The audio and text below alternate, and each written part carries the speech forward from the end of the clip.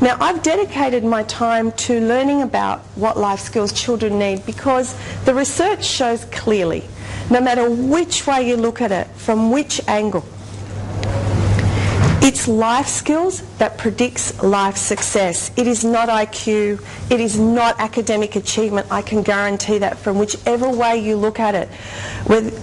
All of the research points to the fact that it is the key life skills that make or break a child.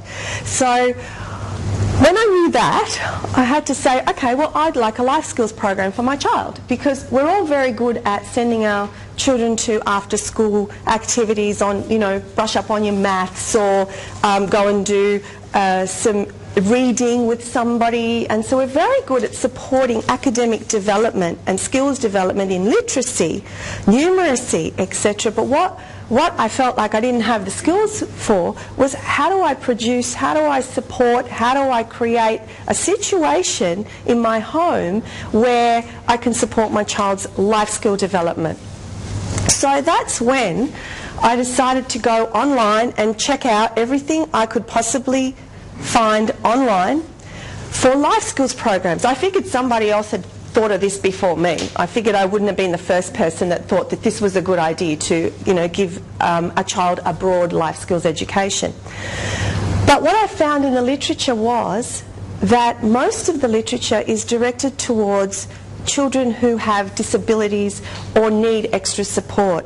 There isn't really, as far as I could find, a life skills program that went across all the broad areas for your everyday run-of-the-mill kid.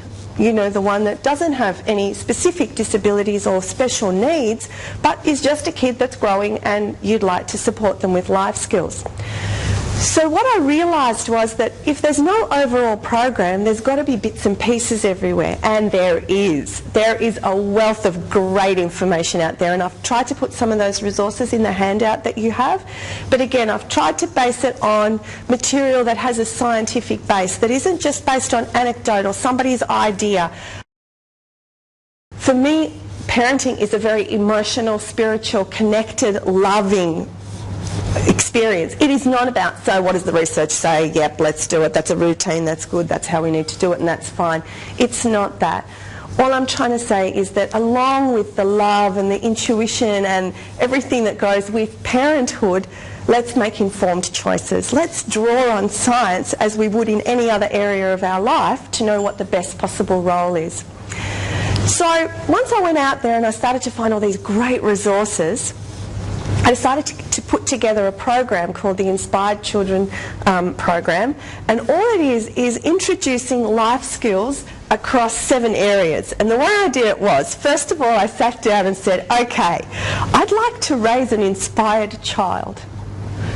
I want Cameron to have all of the opportunities that life can give, and that he has the capacity, the physical, mental, emotional capacity to embrace them all and be the best he can be. So I sat down and thought, I'm going to write a list. What would all of those things be? What's really helped me in my life? What does the literature say? What does the research say?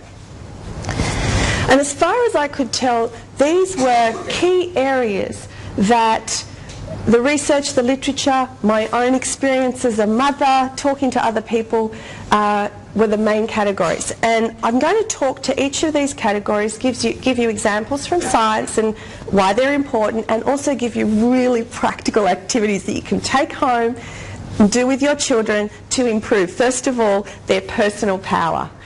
For me, I had to start with personal power because I really believe if you've got good self-esteem, if you're adaptable and resilient, there's really not much that can stop you in the world. Would you agree? Okay? So the next area, I figured, so if you're good in your psyche and you're good in your persona, what about your body? Your body has to be healthy. So health and well-being was a really important category for children to understand and get life skills in.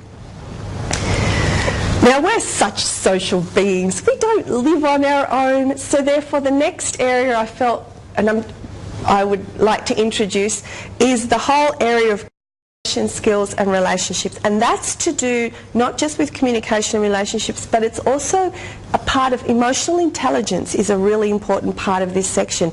How you can relate to others, how you respond to others, what's your emotional intelligence like, and I'll talk more about that. Couldn't leave this category out. I'm in the business school, so education, career and money had to be a key area too, because it has, you know, supported me to be a lifelong learner, and it's certainly supported me to be able to move out of just doing accounting and move into parenting and supporting people to learn more about the science of parenting. Social consciousness, environmental awareness is very important to me, and I'd like to support my child in understanding that in the world, that he can make a difference to other people's lives and he can make a difference to the planet, and I'd really like that to be a positive difference. Relaxation and play. How often do you hear people say, I'm so tired, I just need a break, I'm so overstressed? So relaxation and play is a really key area for children to learn very young so they can carry it on into adulthood.